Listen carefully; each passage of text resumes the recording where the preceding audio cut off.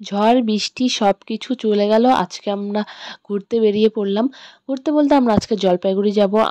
আমরা বলতে হচ্ছে আমি আর আমার ফ্রেন্ড বিউটি দুজনে মিলেই যাব। তো আজকে আমি রেডি সেডি হয়ে বেরিয়ে পড়েছি সকাল সকাল। তো 10:30টার সময় আমাদের প্ল্যানিং ছিল যে আমরা 9টার সময় যাব, কিন্তু 10:30টায় বেজে গেছে। তো দেখো চলে এসেছি আমরা স্টেশনে, আর আমরা হচ্ছে বাসে যাওয়ার প্ল্যানিং করেছি। তো 9টার সময় প্ল্যানিং, 10:30 বাজারে আসতে আসতে আমাদের আবার 10-15 মিনিট লেট হয়েছে। তো ততক্ষণে বাস চলে গেছে। তো ভাবলাম যে ট্রেনেই যাই। সেদিন ট্রেন থাকে 11:30টার সময়। তো এখানে বিউটি টিকিট করছে আর আমি দাঁড়িয়ে আছি। আমি বললাম তুই টিকিটটা করে নিয়ে আয়। 11:30টার সময় ট্রেন ছিল, কিন্তু ট্রেনও সেদিন এত লেট ছিল, মানে বসে থাকতে থাকতে আমরা বোর হয়ে গেছিলাম। আর আমার আজকে কাজ নেই সেরকম কিছু, বিউটির কাজ রয়েছে।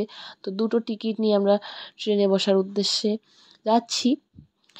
ট্রেনের খুঁজছি যে কোন কামরাটায় বসবো আমরা, যেটা হচ্ছে একটু ফাঁকা রয়েছে, যেহেতু আমাদের দুজনকেই জানলার সিট লাগে। তো তারপরে ভাবলাম যে দুজনেই এক পাশেই বসি। তো এখানে বসে একটু ভিডিও করছিলাম আর গল্প করছিলাম অনেক কিছু আমরা।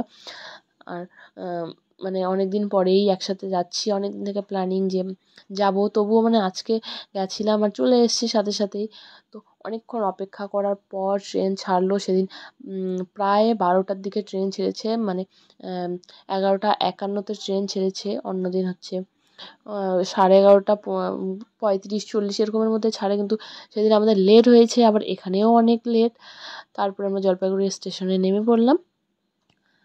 তারপর এখানে আমরা হচ্ছে হেঁটে হেঁটে যাচ্ছি, আমাদের যেখানে যাওয়ার টোটো ধরবো তারপরেই যাব।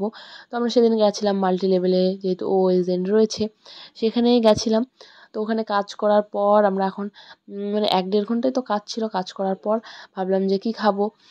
সেদিনের ওয়েদারটাও ভালোই ছিল, কারণ দুদিন আগেই বৃষ্টি হয়েছে, তো ওয়েদার অনেক ভালো। তো আইসক্রিম খাচ্ছি আর দুজনে বাসে বসে পড়েছি বাড়ি আসার জন্য, কারণ একটু টাইমের জন্যই গেছিলাম। তো আমার বাড়িতেও অনেক তাড়া রয়েছে, বিয়েবাড়ি রয়েছে, আমাদের বাড়িতে বিয়ে রয়েছে।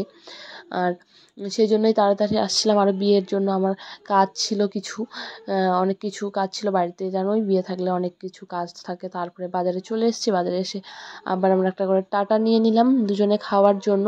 তারপরে দেখো বিকালবেলা একটু রেস্ট করে আমার নাকি সন্ধ্যেবেলা আমার মার জন্য কিছু জিনিস নেওয়ার জন্য আমি বাজারে গেছিলাম। তো ওরা জল ভরতে এসছে, এখানে আমি একটু ভিডিও করে নিলাম। তারপরে আমি আবার সেই ড্রেস পরেই বাজারের উদ্দেশ্যে চলে এলাম। মানে দুপুরবেলা তো তাড়াতাড়ি চলে এসেছি, তখন তো আর মা আমাকে কিছু বলেনি নিয়ে আসার জন্য, সেই জন্য আমি আবার যাচ্ছিলাম বাজারে। তো বাজারে আসার পর আমার জিনিস কেনার পর এই দিদিটা বললো যে দিদি পার্টি মেকআপ করবে। তো দিদিকে আমি বলেছিলাম পার্লারে আসতে, তো দিদির কাছে গেছিলাম। আর দেখো ফটো ভালো আসছে না, যে দিদি অনেক আপসেট রয়েছে।